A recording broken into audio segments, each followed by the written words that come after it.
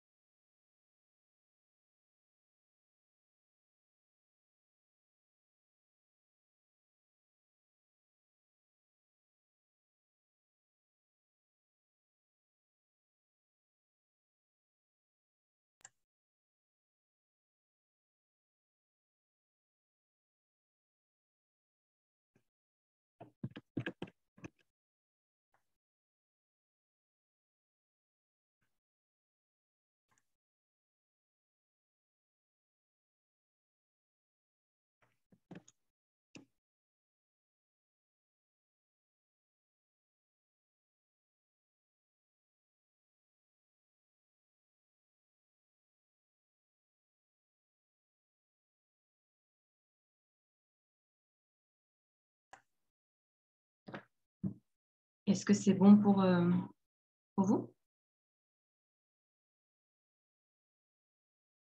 Ouais. Ok, super. Donc, pour compléter cette présentation des chantiers de Cotravaux, donc pour ajouter juste quelques informations, donc la CORAC, c'est la délégation régionale de Cotravaux, donc là, dans la région sud de Provence-Alpes-Côte d'Azur, créée en 1989. Et donc, les partenaires qui soutiennent la CORAC, mais aussi la quinzaine d'associations de chantiers, sont donc le Conseil régional, la DRAGES, la DRAC, la DREAL, les départements des Bouches-du-Rhône, des Hautes-Alpes et du Vaucluse.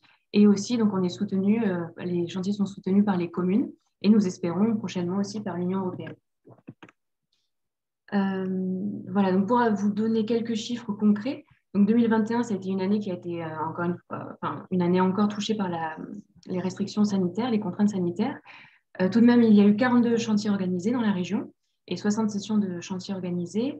Donc, ça a réuni en 2021, 830 jeunes se sont réunis, dont 18% de bénévoles étrangers venus du monde entier. Donc, c'est vrai que c'est encore une partie réduite, mais on espère que petit à petit, les conditions s'améliorent et qu'on puisse à nouveau accueillir plus de bénévoles du monde entier.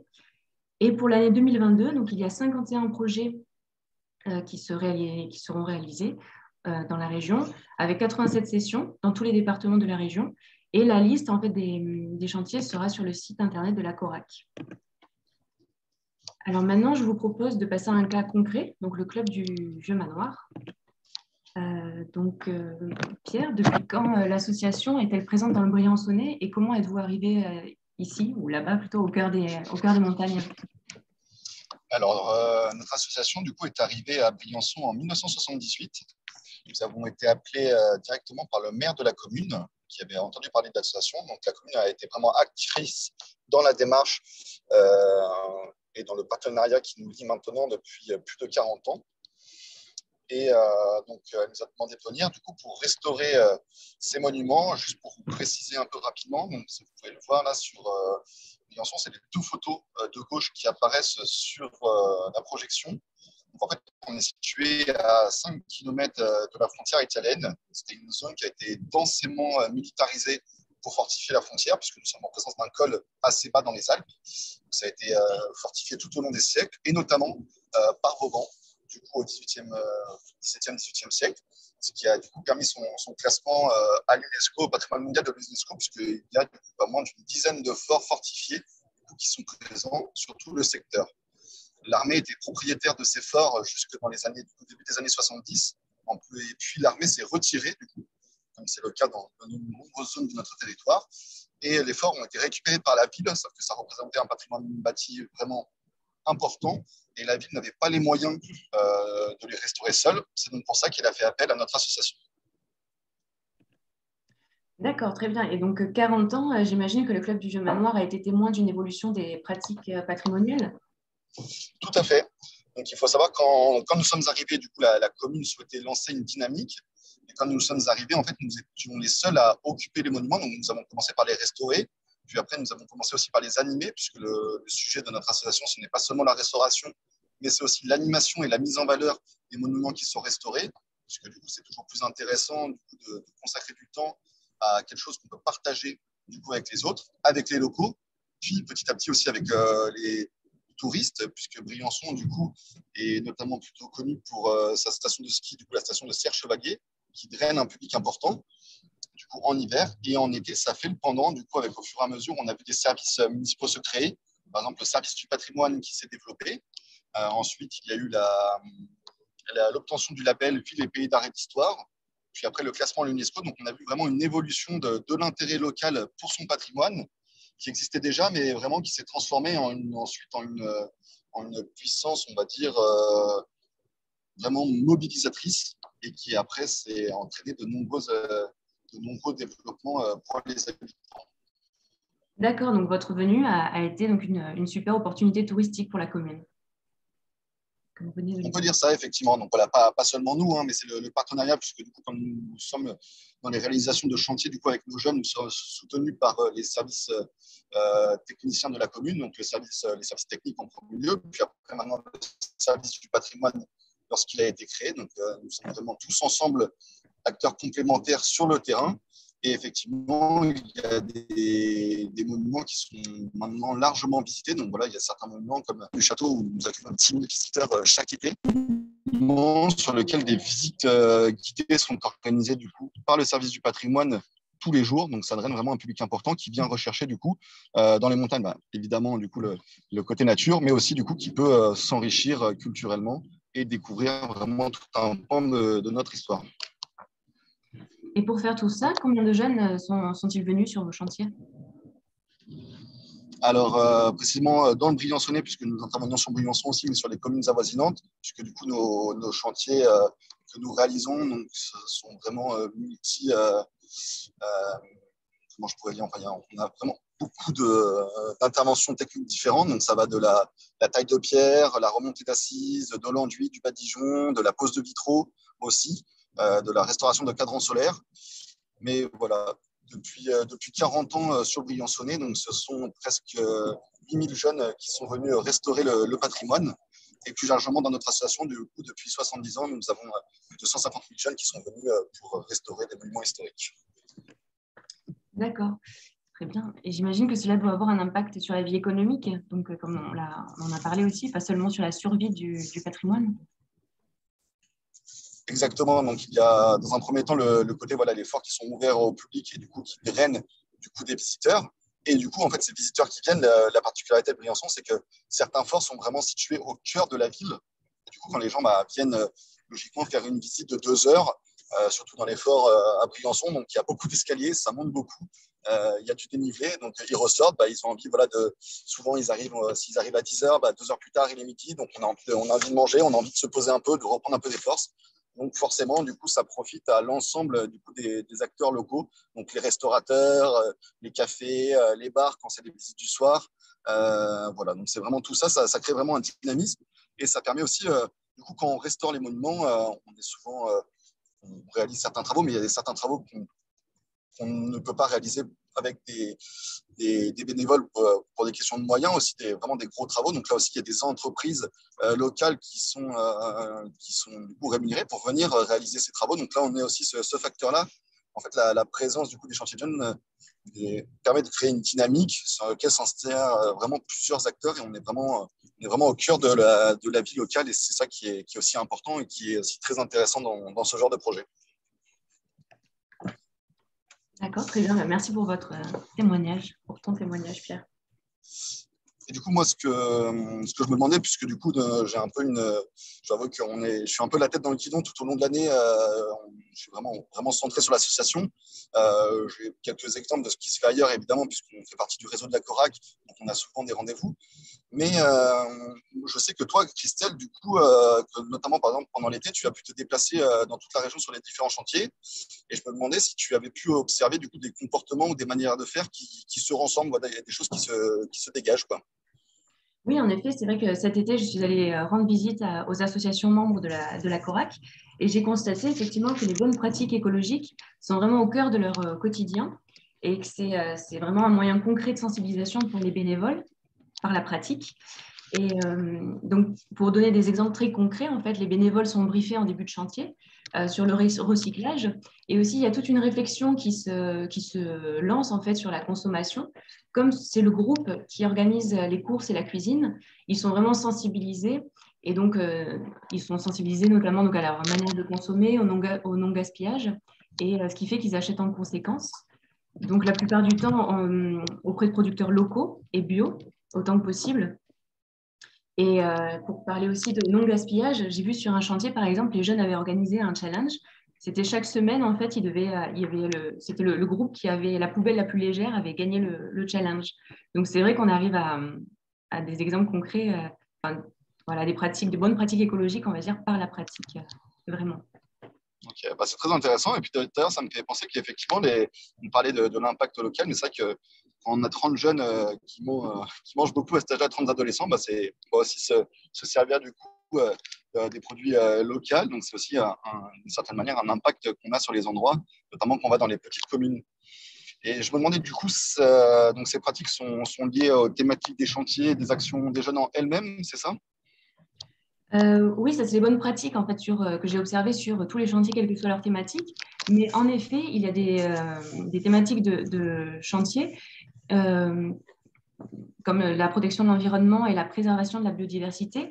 Donc là aussi, pour vous donner des exemples bien concrets, la thématique d'un chantier peut être la construction d'un mur en pierre sèche. Et en fait, ces murs en pierre sèche peuvent permettre de réduire le risque incendie. Ou un autre exemple, il y a la restauration de cours d'eau qui permettent la réduction du risque d'inondation et qui protègent en même temps la vie aquatique. Et il y a aussi des chantiers de bénévoles qui se passent dans une ferme agroécologique, un autre qui œuvre pour la préservation de multiples espèces de figuiers.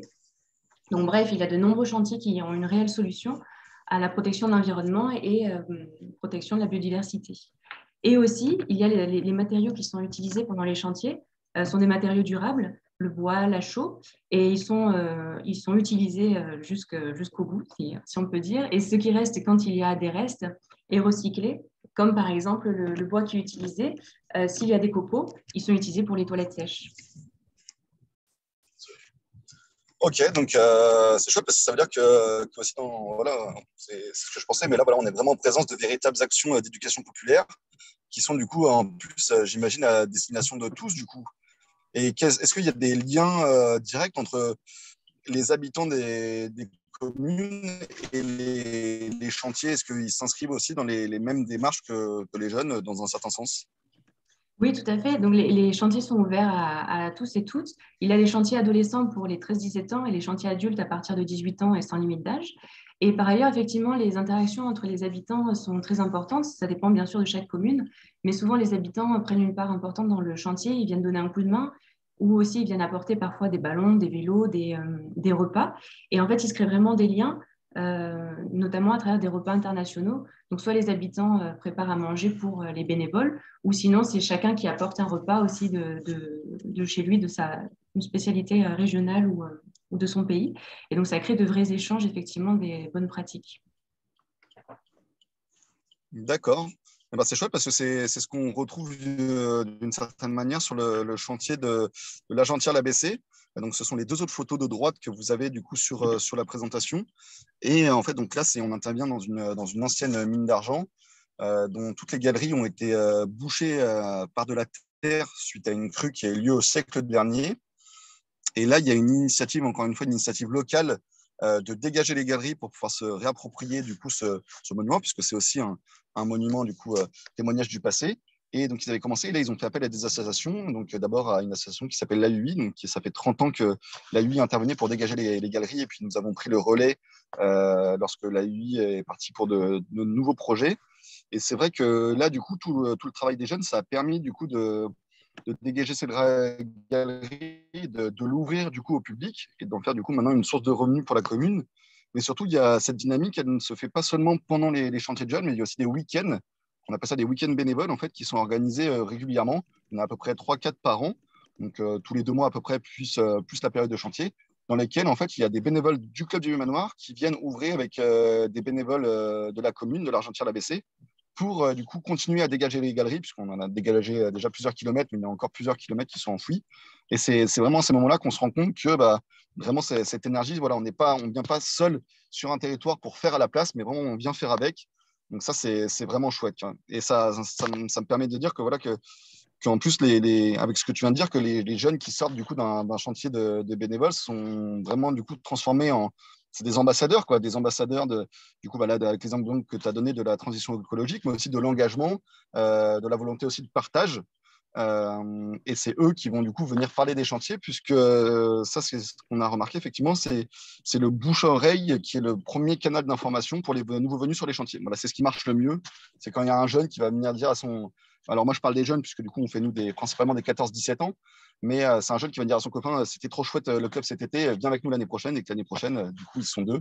Ça, c'est vraiment chouette. Là, on peut se dire on a réussi notre camp. Oui, exactement. Exactement. Ce sont de vrais ambassadeurs et c'est vrai que c'est le principal canal d'information.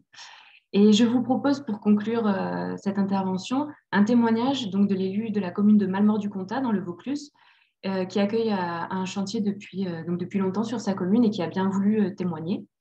Alors, je vais vous partager l'écran. Avancer. Voilà, il y a un montage vidéo. est-ce que ça va?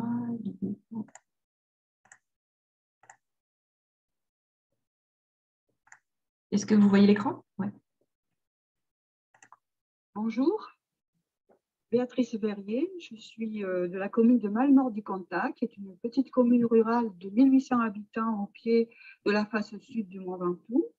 Je suis élue municipale et présidente de l'association des Amis de Malmort et de l'Escandiade, dont l'objet est le patrimoine sous toutes ses formes.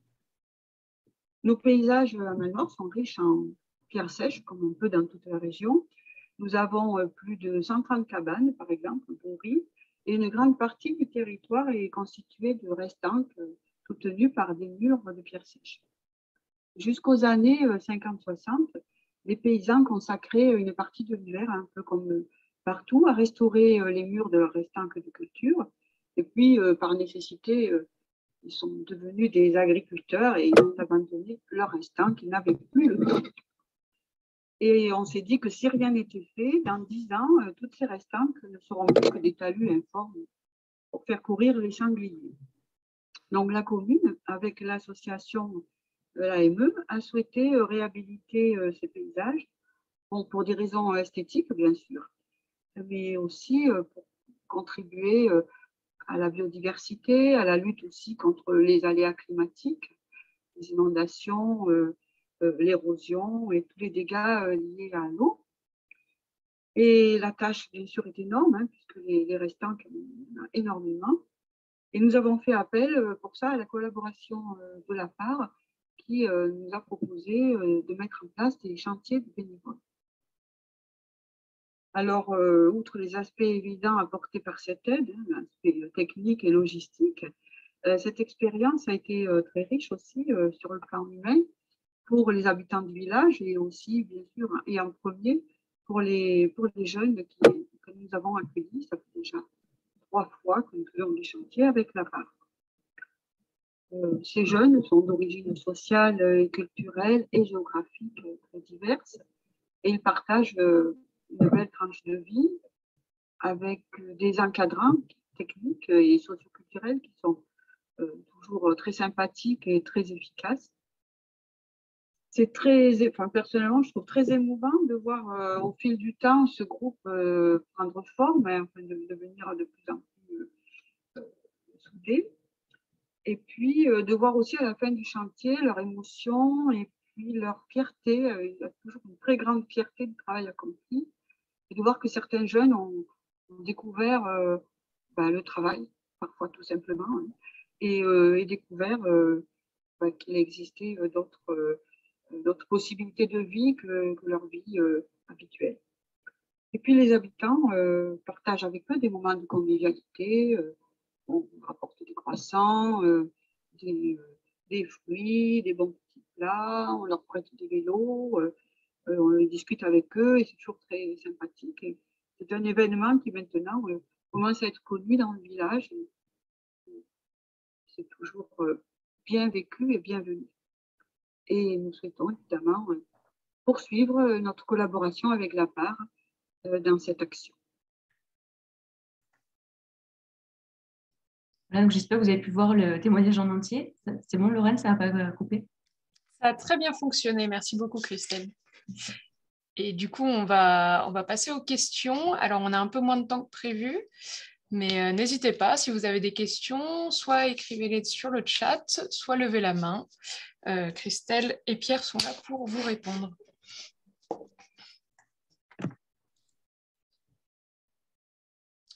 Oui. Manon a une question.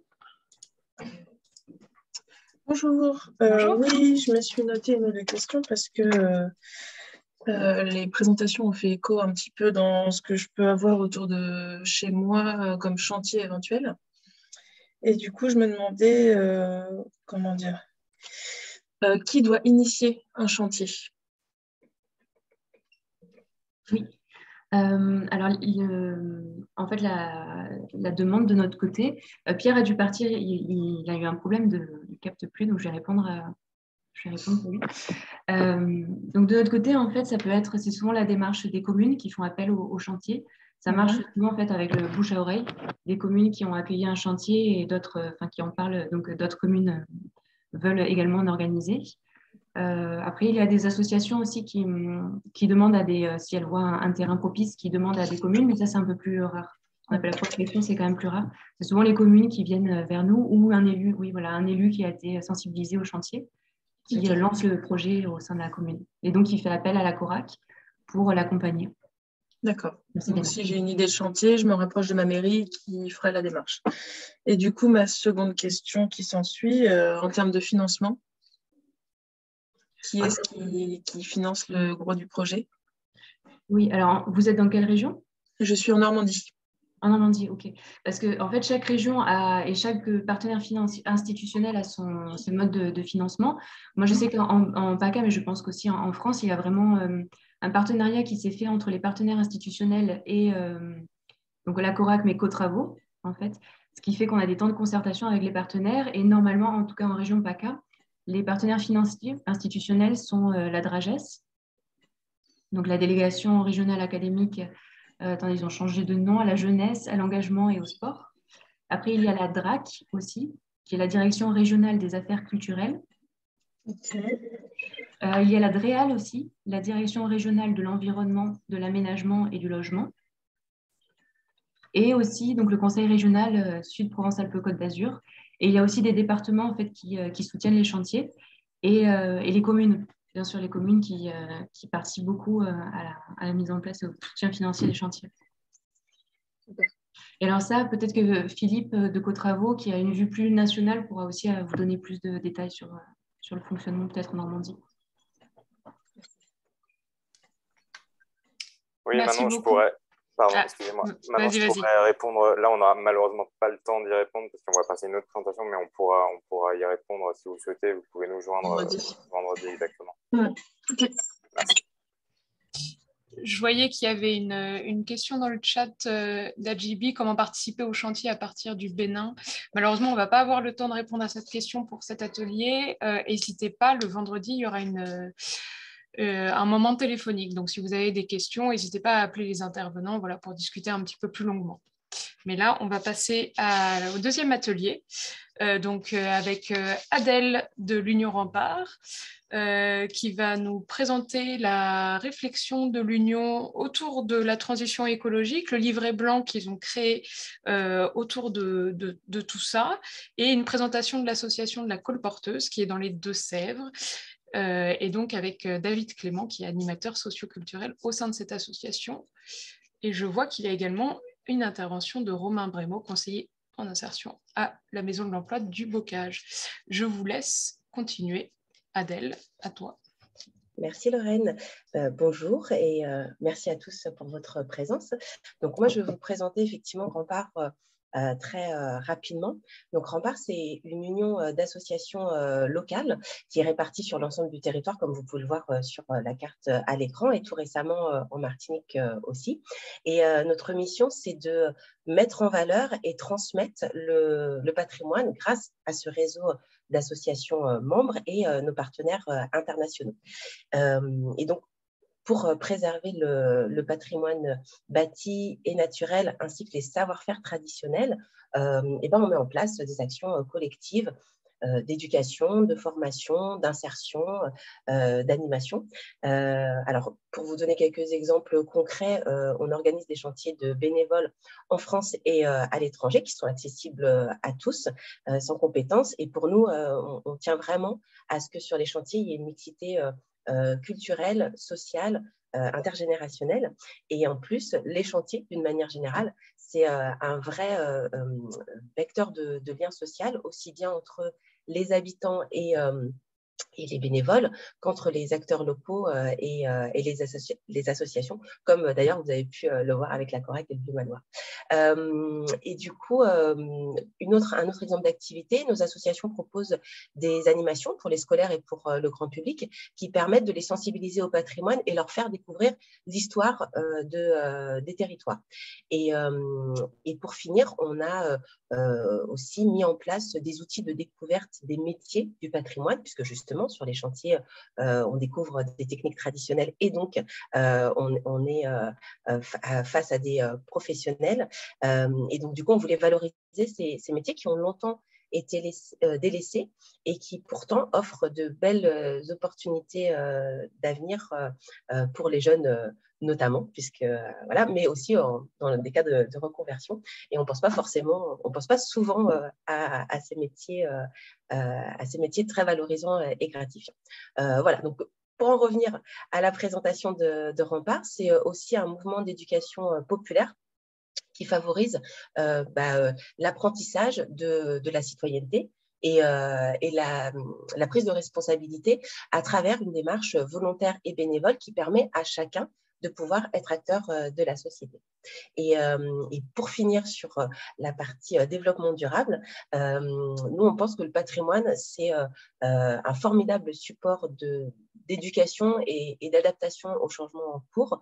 Donc, on a publié l'année dernière un livre blanc, Agir pour la transition écologique et la biodiversité, pour partager nos bonnes pratiques que chacun peut s'approprier. Voilà, donc à l'écran, vous avez quelques remparts en quelques chiffres. Je viens de vous le décrire en quelques mots. Et là, vous allez voir avec David et Romain une belle… en fait, ils vont vous parler de leur projet, qui est une belle illustration d'initiatives solidaires et durables, comme on les aime dans notre réseau, qui permettent aux jeunes d'acquérir des savoir-faire et des savoir-être qui sont utiles dans leur projet d'avenir. Donc, je vais laisser la parole à David, qui est membre de la Colporteuse, une de nos associations membres dans les Deux-Sèvres. Bonjour à tous. Donc moi, je m'appelle David de Clément, et je suis, comme disait Adèle, animateur socioculturel au centre de la Colporteuse. Donc la Colporteuse, on est hébergé dans un petit château médiéval du XIVe et XVe siècle, dont on n'est pas propriétaire, qui est propriétaire de la municipalité. Nous, on est dans les Deux-Sèvres, donc c'est vraiment le centre-ouest de la France. Et dans ce petit château, eh bien, ça nous sert, c'est un formidable terrain de jeu, on va dire, pour l'ensemble de nos activités socio-culturelles, parce que la base de notre projet, c'est bien sûr le chantier participatif, mais on a aussi tout un ensemble d'activités qui nous permettent d'accueillir des groupes sur l'ensemble de l'année. Parce que, bien sûr, on rénove le château à travers des ateliers que nous, on appelle chantiers participatifs et citoyens, parce qu'on aime être dans le faire, mais on vient aussi acquérir des savoirs, au-delà des savoir-faire, des savoir-être.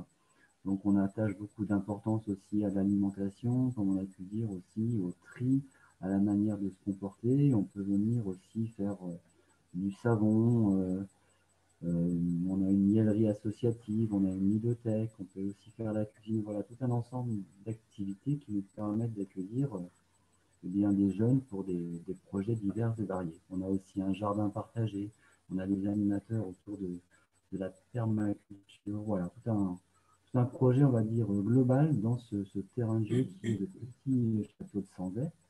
Et puis, on a développé, là, depuis 15 ans qu'on existe, plusieurs compétences autour de plusieurs axes, que sont le bois et la pierre, par exemple. Et c'est ce qui nous a poussé depuis quelques années, depuis 5 ans maintenant, à mettre en place un projet avec la Maison de l'Emploi autour des différents métiers du patrimoine. Nous, on aime beaucoup aussi récupérer, réemployer. Et puis, il y avait tout un projet aussi autour de l'insertion et de la réinsertion. C'est comme ça que, naturellement, eh bien, on s'est rapproché de la Maison de l'Emploi de Bressuire. Bressuire, qui est la ville à côté, la grande ville à côté de chez nous, et qui permet d'utiliser nos différents terrains de jeu. Parce que vous pouvez voir sur la petite carte qui est côté gauche, il y a le château de Sanzay, mais il n'y a pas que le château de Sanzay. On a aussi, depuis quelques années, développé d'autres terrains de jeu. On a un jardin partagé qu'on appelle le Jardin des Cabanes. On a développé aussi un atelier, un grand atelier qui nous permet d'accueillir un atelier qui fait à peu près 1000 m² avec des espaces de stockage, un ancien atelier de métallurgie où on va bien plutôt travailler le fer, le bois, mais aussi qu'on partage avec d'autres associations que l'on peut accueillir dans ce lieu. En l'occurrence, en ce moment, on a une association autour de la sérigraphie, une association aussi autour de la photo. Et puis, il y a aussi le projet Flocon, que vous pouvez voir juste à côté du château, qui nous permet de développer aussi un éco-habitat que l'on aimerait éco-construire et auto-construire avec les différents publics qui viennent au château, et surtout à base de récupération et de réemploi. Donc autant de projets et autant de techniques qui nous permettent de mutualiser aussi nos savoir-faire. Donc depuis 5 ans que ce projet existe avec la Maison de l'Emploi, c'est un projet qu'on a appelé un projet 100% citoyen. Dans l'idée, voilà, de donner un petit peu l'envie aux jeunes, principalement entre 18 et 25 ans, de venir s'expérimenter, être dans le faire. Et puis, ce qui est intéressant dans ce projet, c'est qu'au début, la Maison d'Emploi venait une demi-journée au château de Sanzay, juste voilà, pour voir si les jeunes aimaient ces pratiques-là, toucher à différents projets, différents métiers. Et aujourd'hui, le projet s'est densifié, s'est étoffé, et on est rendu au monde des projets de 3 semaines. Et en 5 ans, le projet, maintenant, on monte 4 projets de 3 semaines sur l'année, ce que l'on appelle des stages de remobilisation. Et puis, en plus, en parallèle, on monte 3 projets d'1 semaine. Donc, il y a 5 ans, on était sur une demi-journée à peu près toutes les semaines ou toutes les 2 semaines. Aujourd'hui, on est pratiquement rendu ça fait 15 semaines de projet sur l'année. Donc avec Romain de la Maison de l'Emploi qui fait partie intégrante aujourd'hui de ce projet. Donc, je vais passer la main à Romain qui va se présenter et puis surtout qui va mettre l'accent un petit peu sur l'intérêt que la Maison de l'Emploi a trouvé dans ce partenariat entre une maison d'emploi et une association comme la nôtre. Merci David. Donc oui, en effet, donc moi, Romain Brémaud, je suis conseiller en insertion professionnelle sur le service mission locale de la Maison de l'Emploi du Bocage-Bressuirais. Donc Bressuire, en effet, qui se situe à une quinzaine de kilomètres de l'association de la Colporteuse et du château de Sanzay. Donc, nous, on accompagne des jeunes de 16 à 25 ans qu'on accompagne dans les démarches d'insertion socio-professionnelle, donc à la fois recherche de formation, recherche d'emploi, mais également aide à la mobilité, aide au niveau des démarches auprès de la santé. Voilà, on voit vraiment l'accompagnement général de chaque jeune en fonction de sa problématique et puis des raisons pour lesquelles il souhaite nous voir. Donc nous, en effet, au niveau des chantiers, le travail et le partenariat qui est mis en place avec la Colporteuse, ça nous permet d'accompagner et d'observer les jeunes dans un contexte différent, quelle que soit leur situation actuelle. C'est-à-dire que pour certains, en effet, on va être sur de la remobilisation, juste le fait de se lever le matin, de tenir 1 semaine, de tenir 3 semaines consécutives avec des horaires réguliers. Donc ça, déjà, pour eux, c'est le premier objectif. Pour d'autres, on est sur déjà des jeunes qui sont déjà dans une démarche, dans une dynamique, mais qui ne savent pas vers quel projet aller, vers quel domaine se former. Donc là, on est plus sur la découverte métier. Le gros avantage de la Colporteuse, c'est qu'aujourd'hui, il brasse entre guillemets de plus en plus de domaines d'activité différents. Voilà, David le parlait, hein, il y a la soudure, il y a la maçonnerie, il y a la menuiserie, la miellerie, la savonnerie. Donc là, on peut toucher un public de plus en plus étoffé. Pour certains qui savent déjà, pour d'autres jeunes qui savent déjà un peu vers quoi aller, on vient valider un projet de formation. Voilà, un jeune qui est attiré par la menuiserie, puisqu'il en a déjà un petit peu fait avec son père, avec la famille, etc.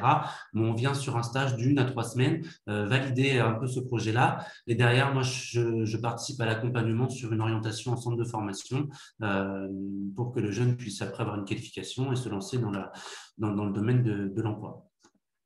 Moi, en tant que professionnel, et ce qui me semble particulièrement intéressant, David a parlé des savoir-être et des savoir-faire, c'est aujourd'hui les jeunes, notamment pour mettre en avant sur un CV, des jeunes qui n'ont pas forcément beaucoup d'expérience, pas forcément réalisé beaucoup de stages, eh bien, on va observer leur posture professionnelle, leur savoir-être, la capacité à travailler en équipe, à respecter des consignes, la capacité à être à l'heure le matin. Voilà, on est parfois sur des toutes petites observations, enfin, qui paraissent petites et logiques pour certains, mais pour certains jeunes, on part de tellement loin que de réussir à leur faire prendre conscience de petites choses comme ça et de valoriser surtout leur parcours. Hein. C'est des jeunes souvent qui ont des parcours assez dévalorisés, qui sont très, très peu qualifiés ou pas du tout qualifiés. Nous, ça nous permet de valoriser leur image, de faire émerger ça sur, par exemple, un CV qui va être derrière envoyé à un employeur. Et puis, on va également, pour des jeunes qui découvrent vraiment des domaines de formation, valoriser leur potentiel, les aptitudes professionnelles qu'on aura pu observer pendant ces semaines de chantier, et puis faire valoir ça auprès de futurs employeurs ou de centres de formation pour appuyer certaines candidatures. Donc voilà, au niveau de la mission locale, enfin moi vraiment l'apport que ça m'apporte, c'est d'être au plus près du jeune, être accompagné aussi des jeunes parfois qui sont en difficulté pour aller dans une entreprise. Et à ce moment-là, ils sont sécurisés puisqu'ils connaissent déjà une personne de la mission locale. On fait des temps de présentation avant chaque début de chantier, pardon. Et du coup, le jeune, ce qui est important, c'est qu'il se sent en sécurité et dans un univers en plus qui est totalement nouveau pour lui. Donc voilà, je vais laisser David reprendre la main pour poursuivre un petit peu sur le contenu, notamment d'un chantier, comment celui-ci peut se présenter. Alors, je disais, on est nous un centre socioculturel, mais on est aussi un tiers-lieu qui est très très important parce que ça permet de mettre en valeur aussi toute la dimension environnementale dont l'association précédente aussi parlait avant. Nous aussi, c'est quelque chose qui est fondamental dans les valeurs que l'on porte, l'alimentation, bien sûr, le tri, la cohérence aussi territoriale avec les acteurs du territoire. On a écrit pour ça une charte qui permet un petit peu de cadrer tout ça. Et puis, on est aussi depuis peu école de la transition écologique. C'est le petit logo que vous voyez à gauche qui est très important pour nous parce que c'est ce qui permet de cadrer, on va dire, l'ensemble de ce projet et de proposer aux jeunes un parcours de formation. Le stage de remobilisation que l'on propose en ce moment fait partie de la première étape de ce parcours que l'on propose aux jeunes. La deuxième étape pourrait être un stage de préqualification et puis à terme être un stage de qualification. Là, on est en ce moment dans une période où on aimerait être certifié de manière à être organisme de formation et puis de valoriser, on va dire, ce parcours professionnel pour le jeune dans son parcours personnel. Donc ça, c'est vraiment très important. Là, on vous a mis en valeur un petit projet. Le dernier projet qu'on a pu faire au mois de novembre dernier, on choisit une thématique. Là, c'était vraiment autour de l'arbre. C'est parti d'un cas concret. On avait deux énormes cèdres à abattre juste à côté de chez nous. Et plutôt que de les abattre, on va dire, loin de tout le monde, on a choisi d'en faire un projet. Donc, quand on a fait venir un bûcheron, et du coup, on s'est dit, mais on va en plus amener des jeunes sur l'ensemble des métiers qu'il peut y avoir autour de cet arbre. Donc, on a présenté le métier de bûcheronneur et lagueur. Ensuite, après, on a fait venir une scierie pour leur montrer quel pouvait être aussi ce travail. Et puis, à côté, on est aussi allé en forêt présenter les métiers de l'agroforesterie. On a visité aussi une exploitation agricole. On a planté des haies. Et puis, on a fait aussi du bricolage autour du bois, de l'écorçage. Vous voyez aussi, on a monté le soubassement d'une serre en fuste.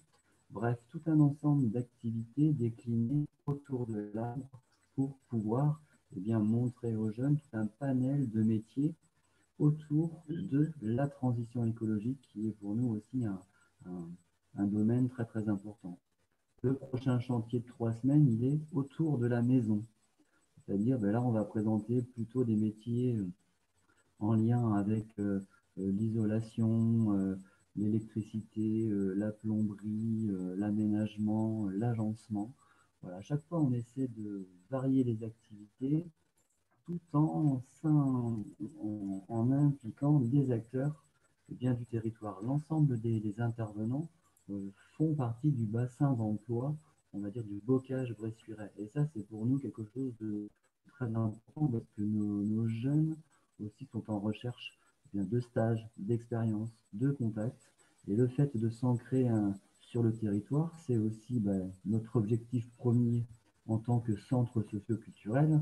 On a pour vocation, bien sûr, de faire vivre notre territoire, mais ce lien particulier qu'on a avec la maison d'emploi permet vraiment, en plus, d'y ajouter une dimension professionnelle qui donne, je pense, une vraie valeur ajoutée à ce projet. Et puis, j'insiste aussi sur la dimension sociale. Tout à l'heure, j'ai parlé aussi d'un stage participatif et citoyen, dans le sens où le côté citoyenneté, pour nous, il est aussi très, très important. C'est pour ça que sur un stage comme celui-ci, il y a la dimension professionnelle, mais aussi, on va y mettre souvent une visite de notre miellerie associative. On va consacrer aussi une demi-journée à faire du savon. Les jeunes ont toujours la possibilité de venir faire la cuisine avec notre intervenant en cuisine pour participer à la cuisine collective qui est essentiellement faite à base de produits locaux et de produits bio. Donc voilà, l'idée c'est de présenter aussi un petit peu aux jeunes qui viennent une démarche globale dans les valeurs de l'association. Voilà. Si Romain, tu veux reprendre. Ouais, je reprends la main et pour rebondir sur ce que tu viens un petit peu de nommer rapidement, l'idée en effet, et c'est là où le travail entre les accompagnants les intervenants de la colporteuse, les intervenants professionnels et moi mon travail en tant que conseiller de la mission locale, avec 2-3 exemples, voilà, un jeune qui venait pour découvrir plutôt le bois sur un chantier métal bois, et ben il s'est essayé à la soudure. Pendant ce chantier-là, on a fait une visite d'entreprise d'une forge. Donc, les 3 semaines de stage se sont passées. Donc, suite à ça, il a fait une semaine de stage dans l'entreprise qu'on avait visitée pour signer un apprentissage quelques mois après. Donc, voilà, c'est un petit exemple un peu concret pour essayer de vous montrer comment peuvent évoluer, comment un jeune qui arrive pour découvrir sans trop savoir où il va peut aboutir en quelques mois par l'intermédiaire d'un chantier sur un apprentissage. Voilà, pour un autre, il a pu avoir un emploi avec un intervenant qu'il avait rencontré lors d'un chantier. Un autre jeune qui a signé un service civique au sein de la colporteuse, parce que voilà, il était plus dans l'univers de l'animation, de l'accompagnement. Donc voilà, il va débuter un service civique dans les prochains mois. Et encore une autre, par exemple, qui était peintre et qui a pu trouver avec la colporteuse un lieu pour venir exposer ses réalisations. Donc voilà, il y a vraiment ce côté professionnel et un petit peu pour conclure, et un point qui me semble important, c'est que souvent, ce sont des jeunes qui sont très isolés. Et après avoir passé 3 semaines ensemble, ils ont vraiment créé de grandes affinités. L'ambiance, c'est vraiment… moi, je dis souvent, je les emmène en camion, en fait. J'ai un petit 9 places. Donc, souvent, j'entends les mouches voler la première journée et je les entends plus la dernière. Donc, voilà, c'est vraiment très important pour moi parce qu'il y a aussi la possibilité de rencontrer des groupes de pairs pour des jeunes isolés à qui ça fait le plus grand bien. Voilà, c'est ce que je dirais pour conclure et merci à vous de m'avoir écouté. Un grand merci Romain, un grand merci David et Adèle également. On va passer aux questions et j'en ai déjà une sur le chat de Denise Martin qui demande quel est le statut des jeunes de la mission locale pendant les stages. Alors, nous, on fait signer et remplir des conventions de stage. Donc, ils sont stagiaires. Hein. On fait signer des périodes de mise en situation au milieu professionnel. Donc, ça, c'est des conventions que nous, on propose au sein de la mission locale qui peuvent être également proposées par Pôle emploi. Très bien. Si vous avez d'autres questions, n'hésitez pas surtout. On a encore un petit peu de temps pour les questions pour Romain, David et Adèle. Peut-être, je vais peut-être passer un petit peu vite sur l'école de la transition écologique. Voilà, si ça intéresse, pas mal de personnes. C'est un réseau qui est en train qui a été initié dans le sud de la France, à côté de Toulouse, du côté de La Hage. Et l'idée, c'est un petit peu, comme on dit grossièrement, c'est l'école pour ceux qui n'aiment pas l'école. Et c'est ce qui permet de proposer. Avant, on faisait beaucoup de choses dans le même esprit que ce que l'on fait toujours aujourd'hui. Et cette école-là a un petit peu, on va dire, cadré notre idée. Et l'idée, c'est d'être dans le faire, de ne pas être donner un objectif forcément chiffré à atteindre à la fin de l'année, à la fin ou à la fin du stage ou à la fin de la semaine, mais c'est vraiment d'être à l'écoute des jeunes et de travailler à leur rythme. Et en s'enlevant un petit peu cette pression, eh bien déjà, ça permet de favoriser le lien et l'échange avec les différents publics qui viennent au château. Et puis de travailler plus globalement en réseau avec d'autres écoles, de partager des activités sur des métiers autour de la transition écologique. Donc voilà, si vous souhaitez un petit peu plus de renseignements, je reste disponible et vous pouvez vous renseigner auprès du réseau Être de la région Midi-Pyrénées. Voilà. Merci pour ces informations complémentaires. On a également une question de Manon, toujours. Le château de la Colperteuse est-il mis à disposition de l'association par la commune? C'est ça. On a une convention qui nous lie avec la mairie pour une mise à disposition du lieu pour que l'on fasse vivre notre projet dans ce lieu. Donc, ce qui nous permet bien, de le rénover, de l'entretenir et puis de le faire vivre. La commune aussi nous accompagne sur quelques financements pour, voilà, lorsqu'on a des matériaux à acheter, eh bien, elle nous accompagne aussi sur le financement de certains projets. En plus de la DRAC aussi, de la DRAGES qui nous accompagne sur tous les projets de restauration patrimoniale. Ok. Est-ce que vous avez d'autres questions? On a le temps pour une petite dernière, si vous voulez. Donc, n'hésitez pas.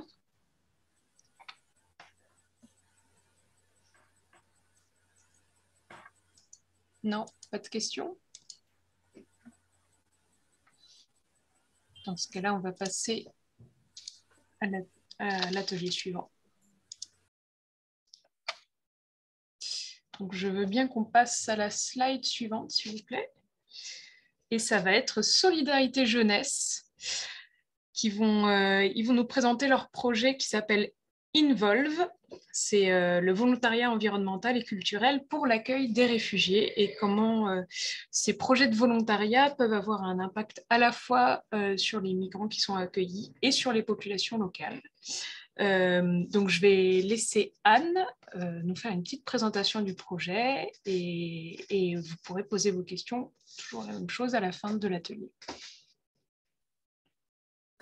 Oui, merci Lorraine. Donc oui, moi c'est Anne Beauquien. Je suis coordinatrice de projet européen à Solidarité de Jeunesse depuis 3 ans maintenant. Donc on voit, je ne sais pas de mon côté, je ne vois pas trop la slide. Ah. Bon, c'est pas grave, il y avait une slide juste avant la vidéo où je revenais sur Solidarité Jeunesse en quelques mots pour vous faire une petite présentation de ce qu'on fait. Donc Solidarité Jeunesse, c'est un mouvement d'éducation populaire qui depuis 1920 place au cœur de notre projet la solidarité, l'engagement bénévole et la volonté politique.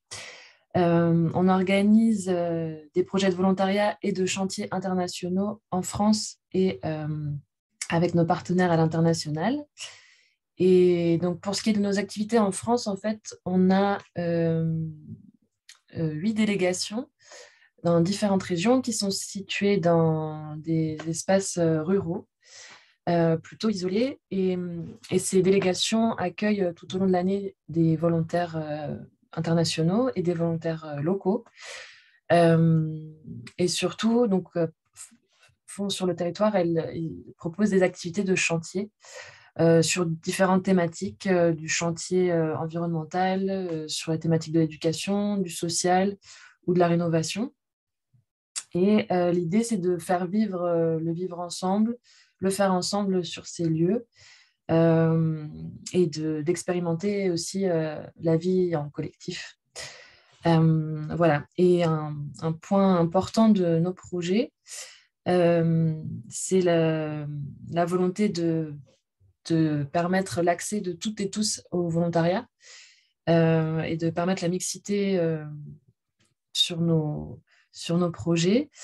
Et c'est pour ça qu'aujourd'hui, donc sur la thématique de l'atelier de ce matin, pour les territoires solidaires et engagés, on avait pensé au projet Involve. Donc, c'est un projet sur lequel on est engagé depuis 2019. Un projet qui se déroule dans 2 délégations, une dans les Hautes-Alpes et une en Dordogne. Et c'est un projet européen, en fait, on n'est pas les seuls partenaires, on est aussi avec un partenaire italien, Legambiente, et un partenaire allemand, IKEA. Et donc, voilà, ce projet, en fait, l'idée, c'est de voir comment est-ce qu'on peut favoriser la participation des jeunes migrants, des jeunes réfugiés, la participation à la vie locale, donc sur des territoires ruraux isolés en particulier. Et ça, en passant par des activités de volontariat et de chantiers internationaux. Donc pour ça, j'avais prévu une petite vidéo pour vous donner d'abord un aperçu de ce projet. Je vais la partager dans le chat. Comme ça, on peut prendre, c'est à peu près 2 minutes. On peut la regarder et puis après, je continuerai à compléter des informations sur ce projet-là.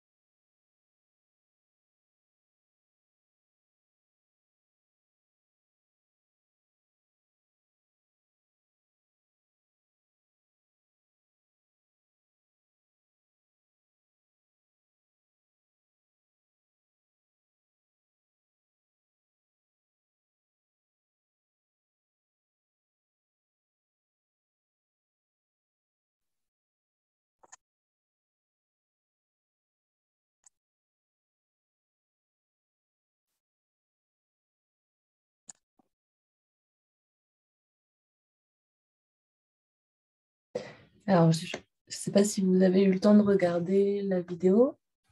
Est-ce que c'est bon pour tout le monde avec cette musique un peu trépidante. Voilà, donc le projet Involve, c'est un projet financé par le Fonds européen pour l'asile, la migration et l'intégration.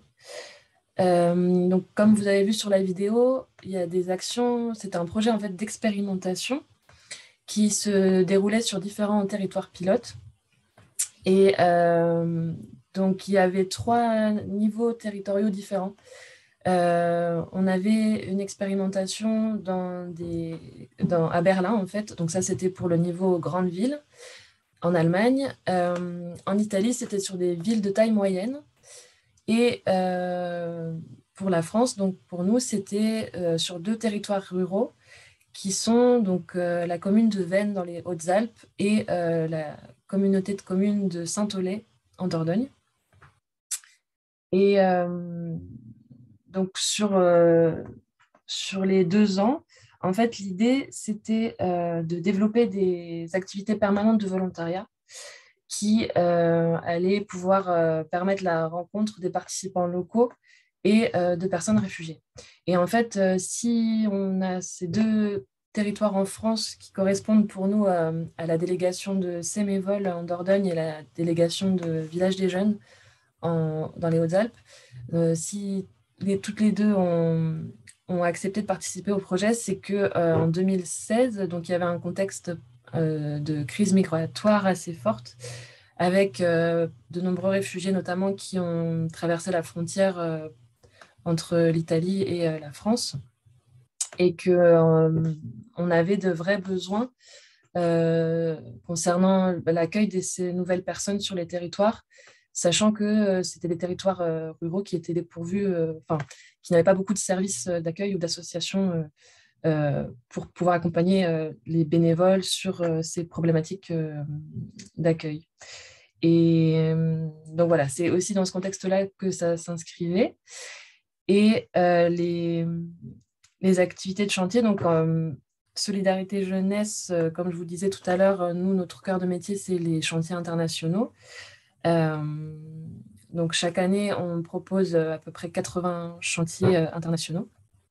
Et là, en fait, sur ce projet, les 2 délégations ont choisi de proposer des activités de chantier, pas seulement sur des chantiers de 2 à 3 semaines, comme on peut en avoir pendant l'été, mais aussi des activités plus régulières, à peu près 1 fois par mois, sur le temps du week-end. En fait, les salariés sur place essayaient de s'adapter aussi aux besoins des personnes réfugiées, et puis aussi s'adapter aux conditions, sachant que voilà, c'est des territoires pas tout le temps bien desservis. Donc, il y a des problématiques de transport, comment se retrouver. En plus, voilà, les 2 dernières années, la problématique du Covid. Donc, voilà, il fallait tenir compte de tous ces éléments. Et donc, 2 principales activités ont été proposées dans les Hautes-Alpes. Donc, ça revient un peu aux activités qui étaient présentées au tout début de l'atelier. En fait, c'est un chantier autour de la technique de la pierre sèche qui a été proposé. Donc, on proposait des ateliers sur comment est-ce qu'on peut faire des constructions à partir de cette technique, donc pour tout public. Et donc, il y avait vraiment un échange entre des personnes locales qui connaissent cette technique et des nouveaux arrivants qui apprenaient la technique. Et de l'autre côté, donc en Dordogne, le projet principal, c'était l'ouverture d'un jardin partagé sur la communauté de communes, où notamment il y a eu des échanges sur les plantations qui allaient être faites, enfin faire un échange entre des graines qui venaient de différents pays et revenir à des vieux légumes de la région, plus des semis locaux, et donc pas mal de transmission sur cette thématique-là. Donc voilà, c'était les 2 principales activités. Et donc pour mener ces activités, en fait, le projet a permis de tisser des partenariats locaux qu'on n'avait pas avant. donc avec des structures spécialisées comme les centres d'accueil pour demandeurs d'asile de Gap, le programme d'accueil pour demandeurs d'asile de Saint-Olé, le centre social de Veynes, des collectifs de bénévoles qui étaient déjà constitués pour essayer d'accompagner les réfugiés qui arrivaient sur ces territoires. Et puis oui, aussi France Terre d'Asile. Donc c'est grâce à ces partenariats-là qu'on a pu mener ces activités, inviter des participants pour ces activités-là. Et voilà, donc pour les activités de volontariat. Et à côté de ces activités, en fait, petit à petit, on a mené aussi d'autres actions, des actions de formation qui étaient délivrées aussi aux élus locaux pour avoir une meilleure connaissance des enjeux de l'accueil des personnes migrantes, des formations aussi sur l'interculturel.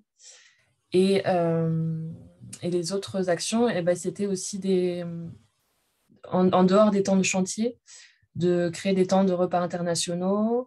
À Veynes, par exemple, on a fait aussi toute une journée de festival pour l'occasion de la journée internationale des réfugiés au mois de juin, où en fait, sur plusieurs semaines en amont, on avait constitué des groupes de personnes qui étaient intéressées, donc des personnes qui venaient aussi du centre d'accueil pour demandeurs d'asile et des bénévoles locaux qui ont pu préparer ensemble cette journée de festival autour aussi du moyen du jeu.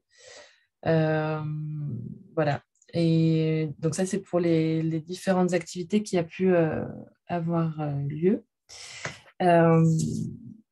Et ce qu'on a pu noter en fait sur la participation des personnes migrantes ou réfugiées à ces activités, c'est que de participer notamment aux activités de chantier, ça leur permettait d'avoir de prendre un bol d'air, de rencontrer du monde et aussi de se présenter autrement par des récits de vie que la manière dont souvent ils se retrouvent à se présenter pour faire des démarches administratives ou des demandes de papier. Là, c'était l'occasion de faire découvrir sa culture et son pays dans un cadre plus bienveillant. Et on a remarqué aussi que sur le territoire plus particulier des Hautes-Alpes, donc un territoire montagneux, en fait, de faire des activités plus de plaisir et de loisirs sur un territoire qui peut faire peur ou qui peut rappeler des parcours de migration pas forcément joyeux. C'était aussi intéressant pour eux de pouvoir dépasser ça et de vivre la montagne autrement. Voilà un peu dans les témoignages qu'on a pu recevoir. Et ce qui était important aussi, c'était de pouvoir construire petit à petit ces projets de manière coopérative, donc en tenant compte des envies des personnes qui voulaient s'impliquer et des besoins. Sachant que la difficulté aussi, c'est que souvent, au sein des centres d'accueil ou des programmes d'accueil de demandeurs d'asile, les personnes ne savent pas pour combien de temps elles vont pouvoir rester sur ce territoire. Donc, c'est toujours un peu compliqué de s'investir sur une commune quand on ne sait pas de quoi demain sera fait. Mais voilà, il fallait tenir compte de tous ces besoins et essayer quand même de faire connaissance, de faire des activités ensemble. Et parmi les exemples aussi de ce qui a pu avoir comme impact le projet, on a plusieurs personnes qui ont participé aux activités de chantier, qui ont ensuite continué en faisant un volontariat en service civique dans nos délégations. Et donc, c'était un moyen aussi pour eux de s'implanter dans la région et ensuite d'enchaîner sur des formations liées notamment au chantier et au métier de la construction. Et on avait aussi une anecdote qui nous a été rapportée par la délégation des Hautes-Alpes, où il y a un participant afghan qui a participé à un chantier sur la thématique de la pierre sèche. Et en fait, il s'est avéré qu'il connaissait cette technique-là un peu autrement, mais qu'il la connaissait parce que c'était son métier en Afghanistan. Et donc, suite au chantier, la personne qui encadrait le chantier a pu lui proposer aussi un emploi dans ce domaine-là. Donc voilà, il y a pas mal de retombées qui sont nées de ce projet-là. Et après, de manière plus globale, un autre résultat du projet, c'était de créer un guide avec des recommandations. Donc, comme je vous disais au début de la présentation, on avait 3 types de territoires, donc une grande ville à Berlin, des villes de taille moyenne, et nos territoires plutôt en zone rurale. Et en fait, on a retiré du projet des recommandations à destination des élus des communes, mais aussi des organisations, enfin des associations qui pourraient avoir envie de développer ces projets-là. Et donc, c'est voilà, un guide qu'on appelle Inclusion Model en anglais, mais un modèle sur comment est-ce qu'on peut mettre en place des activités au niveau local qui permettent, encore une fois, la rencontre entre les personnes migrantes et réfugiées et la population locale. Voilà. Après, je ne sais pas si, pour le moment des questions, si d'autres parmi les participants aujourd'hui ont pu faire des projets ou des actions qui allaient un peu dans ce sens-là, ou avec le public cible des personnes migrantes et réfugiées. Ça m'intéresserait aussi d'avoir d'autres témoignages. J'ai mis là sur la présentation que vous allez recevoir des liens qui mènent au blog du projet Involve. Vous pouvez voir un peu les réalisations en France, en Allemagne et en Italie.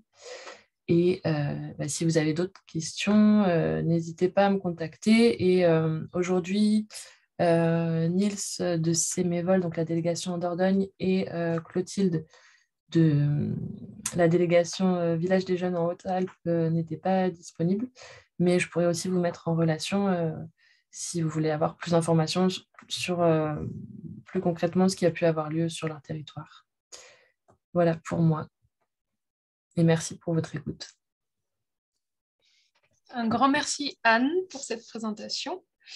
Voilà. N'hésitez pas, si vous avez des questions sur tous ces projets qui nous ont été présentés, c'est le moment.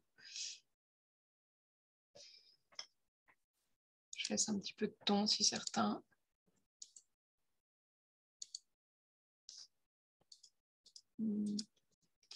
J'ai pas l'impression. J'ai l'impression que ta présentation a été tellement complète qu'il n'y a pas de questions. Il n'y a pas de questions pour toi. Eh bien, écoutez, du coup, on est un peu en avance sur notre timing. Mais on va continuer. Et on va passer à notre dernier intervenant. Donc France Volontaire, une autre association membre de Co-Travaux, qui va nous présenter son projet Territoire volontaire, qui vise à faciliter la mobilisation de volontaires internationaux par les collectivités territoriales, avec un programme qui sera clé en main pour que ce soit plus simple, plus compréhensible et plus rapide. Donc, je vous laisse présenter tout ça, et puis on se retrouve à la fin pour les questions. Oui, merci beaucoup et bonjour à tout le monde. Et merci pour la présentation des précédents projets. Du coup, en effet, moi, je vais vous parler d'un projet qui est en cours de lancement actuellement et qui s'appelle Territoire volontaire. Et en fait, il répond à plusieurs enjeux actuels, notamment celui de rendre l'action internationale des collectivités peut-être plus impactante ou en tout cas plus puissante, voilà, à travers la mobilisation de volontaires. Mais aussi à faire en sorte que les savoir-faire et les partenaires à l'échelle nationale et territoriale puissent partager en fait leurs connaissances et leurs compétences autour des enjeux aussi bien de l'action internationale des ODD que du volontariat. Et aussi, du coup, un gros enjeu à aller mobiliser des collectivités qui ne se mobilisent pas encore, enfin, qui n'utilisent pas encore le volontariat dans le cadre de leur action à l'international. Et du coup, voilà, donc le projet va viser, en tout cas, à leur faciliter la tâche voilà, pour qu'elles puissent plus facilement mobiliser des volontaires. Donc pour l'instant, en fait, ce qui est prévu, c'est de mobiliser une quarantaine de collectivités sur 3 ans, donc jusqu'à fin 2024, et notamment une vingtaine qui sont éloignées aujourd'hui de la mobilité. Et il y a la possibilité également de mobiliser 290 volontaires, dont 250 volontaires de services civiques, de VSI, à l'envoi, mais aussi à l'accueil ici. Voilà. Et du coup, il y a 190 services civiques et une soixantaine de VSI voilà, qu'on peut mobiliser. Donc voilà, et du coup, donc un des gros enjeux, c'est bien sûr d'accompagner ces collectivités à contribuer aux ODD en lien avec du coup des partenaires dans d'autres pays et créer des nouvelles opportunités voilà, de volontariat. Donc, comment est-ce que ça va se structurer ? Donc en fait, une des questions, c'était comment pouvoir répondre justement aux besoins de ces collectivités au mieux.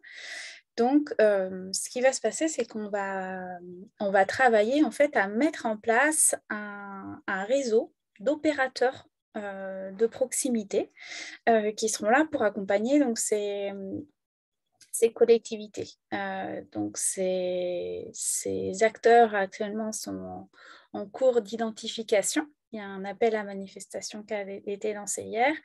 Et leur rôle va être notamment, du coup, de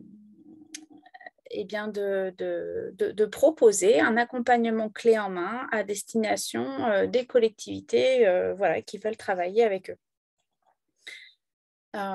Et cet accompagnement, il peut inclure voilà, plusieurs aspects, notamment de la formation, mais aussi la conception de missions, mais également le portage des missions pour les collectivités, et la mise en relation avec des partenaires dans certains pays. Et tout ce qui est aussi voilà, en fait, réponse à tous les besoins en fait, qui tournent autour de la mobilisation de volontaires. Donc voilà. Ensuite, donc là, les opérateurs en fait sont amenés les opérateurs intéressés, ça peut être des associations déjà agréées en fait, mais aussi des RRMA. Et elles sont amenées là jusqu'au 28 février à se positionner sur un AMI, un appel à manifestation qui est publié sur le site de France Volontaire, si elles sont intéressées, donc dans le but de, voilà, d'être identifiées comme étant un acteur en capacité d'accompagner ces collectivités. Et une fois qu'elles seront sélectionnées, donc début mars, ces opérateurs donc vont se rassembler pour justement commencer à travailler sur le meilleur accompagnement à offrir aux collectivités. information très importante, c'est que cet exercice, en fait, il s'inscrit dans un cadre politique, et un cadre stratégique déjà bien posé, puisque il y a un comité de pilotage stratégique qui a été mis en place là au mois de janvier, et il est composé notamment du ministère des Affaires étrangères, de la DAECT, de l'Agence du service civique, de la JEBVA, mais aussi des associations de collectivités. Et du coup, ce comité de pilotage, il a vocation à créer les conditions en fait, pour que les opérateurs et les collectivités puissent se mobiliser. C'est la DAECT en fait qui finance tout ce dispositif et qui nous permet du coup de le mettre en œuvre. Voilà. Et donc ce comité de pilotage stratégique, en parallèle de la mobilisation des opérateurs, va se réunir régulièrement pour justement permettre aux opérateurs de créer au mieux, de disposer au mieux des conditions leur permettant d'accompagner ces collectivités. Voilà. Et ensuite, donc mi-février, ouais. Du coup, je répondrai aux questions peut-être tout à l'heure, mais mi-février va être publié en fait un appel à manifestation d'intérêt à destination des collectivités. Et ces collectivités, elles pourront, les collectivités qui sont intéressées à utiliser ce dispositif, donc elles pourront se positionner dans ce cadre-là. Et notamment, elles pourront identifier un opérateur avec lequel elles auront envie de travailler, par lequel elles auront envie d'être accompagnées. Elles peuvent aussi se positionner collectivement avec d'autres collectivités à différentes échelles pour proposer un ensemble de missions. Et du coup, elles vont faire part, ces collectivités, dans le cadre de leur réponse à l'appel à manifestation et après, dans le cadre des échanges qui se feront avec l'opérateur choisi, elles feront part donc, de leurs besoins en termes d'accompagnement pour que le dispositif clé en main puisse vraiment leur permettre de faciliter en fait, ce processus de mobilisation. Je vois qu'il y a une question. Pour les questions, on va faire ça à la fin. Après, okay. Termine ta présentation. Donc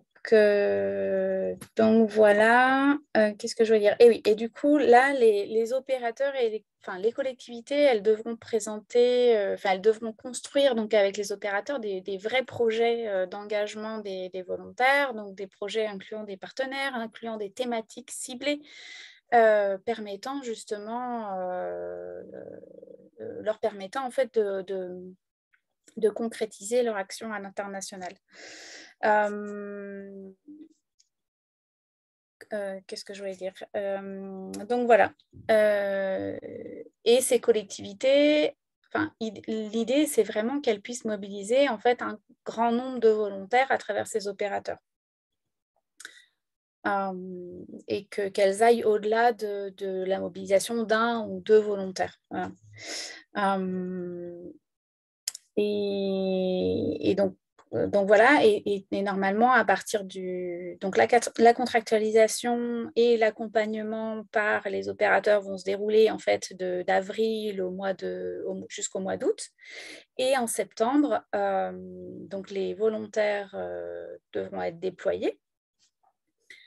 Pour revenir du coup les services civiques donc 6 mois plus tard et les VSI peuvent faire 12 mois de mission, donc 1 an plus tard. Et si jamais voilà, ça fait sens, on relancera donc l'année prochaine, donc en 2023, une deuxième session pour que de nouvelles collectivités puissent se positionner. Et pour que celles qui s'étaient positionnées sur la première session puissent venir justement approfondir leur savoir-faire dans ce cadre-là. Voilà. Et donc, l'appel à manifestation d'intérêt à destination des collectivités, lui, sera publié donc, dans une quinzaine de jours. Et en fait, tous ces appels à manifestation, donc, ils sont construits avec la DAECT, ils sont validés par l'Agence du service civique, par le MEAE. Enfin, voilà, il y a tout un axe partenarial autour de ça, autour de ce projet. Je réfléchis, je regarde si j'ai bien tout dit. Bon, je pense que j'ai plus ou moins dit ce que je voulais dire. Ma présentation était rapide, mais bon, voilà. C'est pas grave, ça nous laisse pas mal de temps pour les questions. Exactement, je préfère répondre aux questions. Alors, je vois que déjà l'appel à manifestation a été posté sur le chat. Donc, si vous voulez faire un tour et aller voir un petit peu, tout ça. C'est exactement. C'est l'appel à manifestation à destination des opérateurs, donc pour identifier les opérateurs qui accompagneront du coup les collectivités sur les territoires. Ok, très bien. Et on avait déjà une première question. Je ne comprends pas bien quelle différence entre les collectivités territoriales qui mettent déjà en place des mobilités internationales et celles qui vont entrer dans le cadre de ce projet. Eh bien, c'est justement pour celles qui ne mobilisent pas encore de volontaires, voilà. Qui seront amenées ou celles qui sont éloignées du volontariat ou celles qui n'ont pas d'agrément et qui ont des difficultés à mobiliser des volontaires.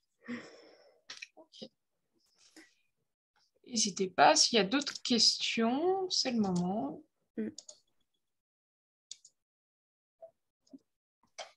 Oui, Manon. Allez-y. Je vais poser la question dans le cadre du projet territoire volontaire. Quand vous dites clé en main, est-ce que ça veut dire que les collectivités n'ont aucun regard sur les volontaires?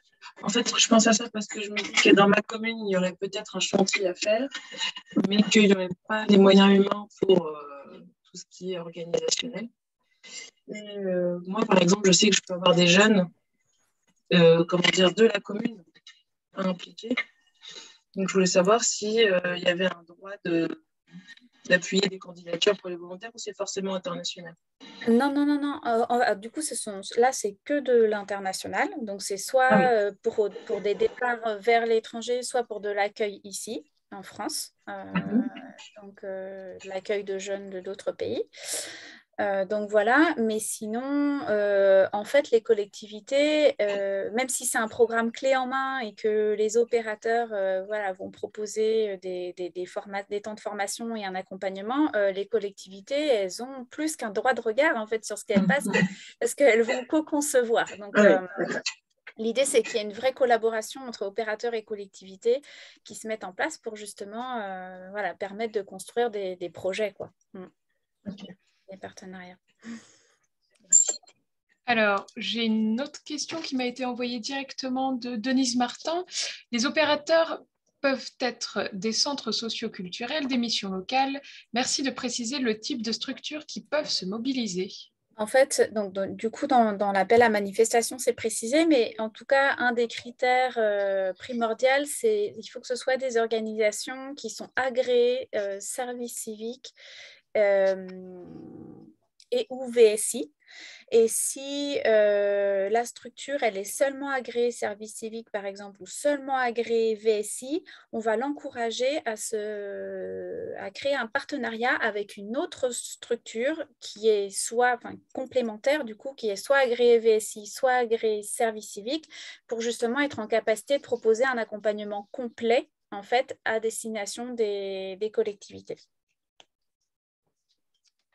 Ok. On a une nouvelle question de Léon. Oui, bonjour. Désolée, je ne mettrai pas ma caméra, j'ai une connexion un peu faible ce matin. Juste une question donc, sur la slide d'avant où tu disais 40 collectivités, dont 20 éloignées de la mobilité internationale. Vous avez des critères ou des choses comme ça pour mesurer qu'est-ce que c'est l'éloignement de la mobilité internationale? En fait, on n'a pas de critères parce que, en tout cas sur cet aspect-là bien précis, parce que l'idée, c'est avant tout qu'une collectivité qui a du mal, qui a des difficultés dans la mobilisation de volontaires puisse tout simplement se positionner, en fait. Mais c'est sûr qu'une collectivité qui dit ne jamais avoir mobilisé de volontaires ou en avoir mobilisé peut-être une fois ces 10 dernières années, elle correspond en fait au public qu'on souhaite cibler.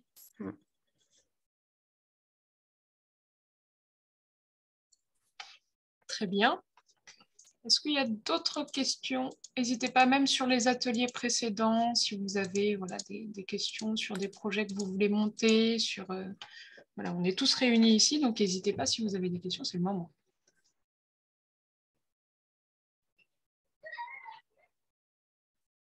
Peut-être juste une information complémentaire. En fait, il y aura prochainement le 10 février. Il y aura, une réunion d'information aussi organisée à ce sujet.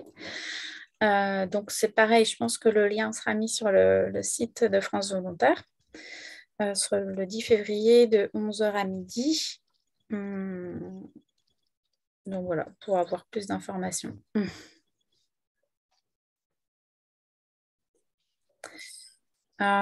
Aussi, peut-être une autre précision. En fait, ce dispositif, il permet en fait, aux collectivités de mobiliser plus facilement des VSI. Parce qu'habituellement, le coût VSI peut être un peu élevé et c'est ça qui fait que du coup, les collectivités mobilisent moins de VSI que de services civiques. Donc là, il y a une prise en charge plus importante, en tout cas,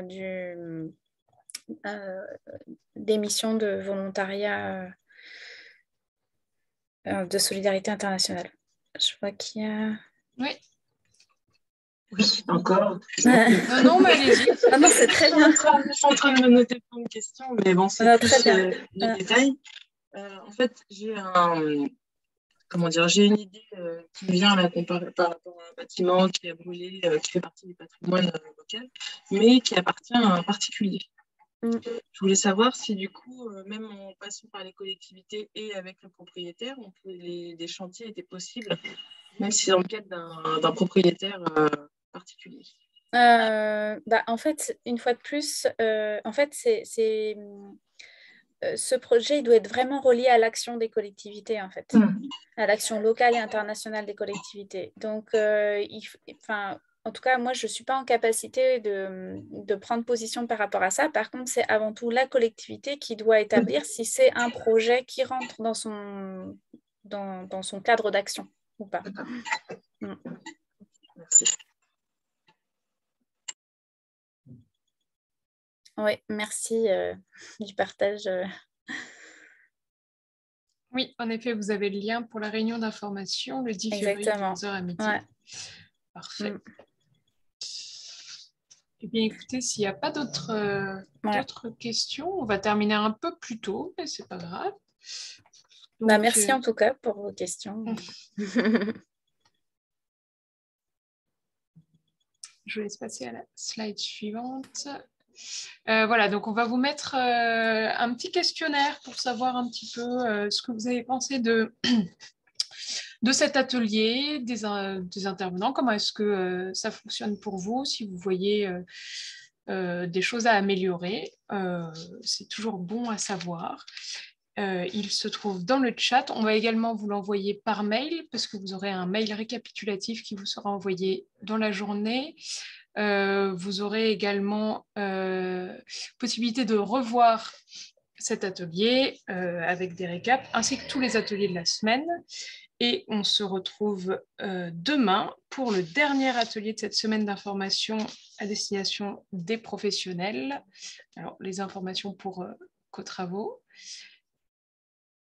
Je vous laisse passer. Ah oui, et les contacts des intervenants, décidément.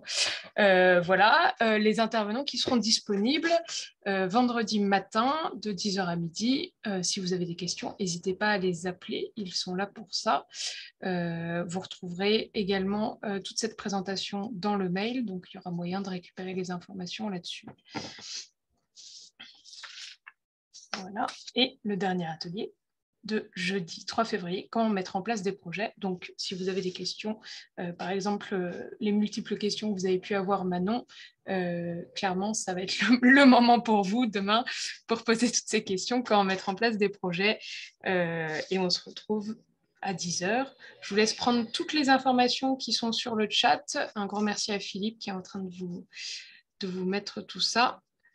Denise qui nous dit merci pour tous ces témoignages et les possibilités d'essaimer sur d'autres territoires et d'autres lieux. Un grand merci à vous, surtout d'être là et d'écouter tout ça et de partager toutes ces informations autour de vous et de nous permettre aussi de créer des projets avec vous. Donc voilà. Merci beaucoup. Bonne journée à tous et puis à demain. Merci beaucoup. À bientôt. Au revoir. Merci, au revoir. Merci. Merci, au revoir.